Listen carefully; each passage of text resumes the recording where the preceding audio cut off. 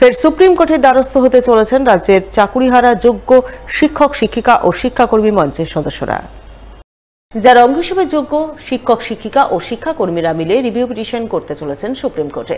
তার review petition দাখিল করার আগে মালদা চাকুরিহারা শিক্ষক শিক্ষিকা ও শিক্ষাকর্মীরা মালদা টাউন হলে জমায়েত করে ওকালতনামায় স্বাক্ষর করলেন বুধবার।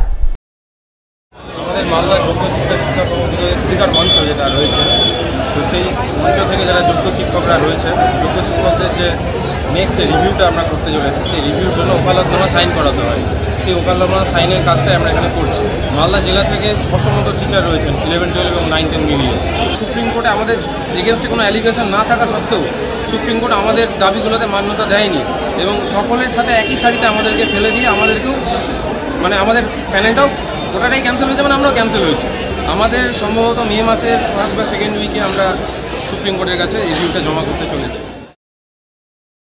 মালদা জেলা পরিষদের উদ্যোগে এক কংক্রিট ঢালাই রাস্তা শিলান্যাস হয়ে গেল গাজলে।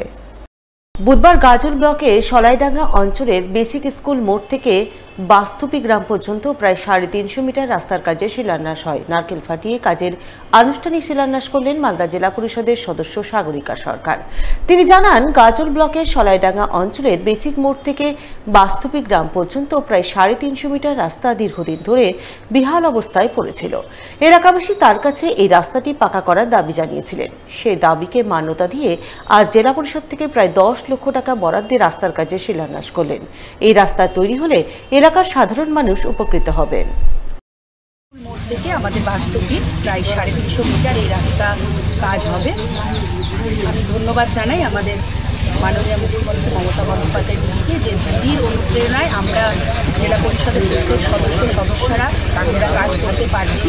আমি ধন্যবাদ জানাই আমার এলাকাবাসী, তাদের দীর্ঘদিনের দাবি ছিল যে এই রাস্তাটি করতে, কারণ ওখানে প্রচুর পরিমাণে গাড়ি যায়, কারণ গাজল কৃষি প্রধান এলাকা।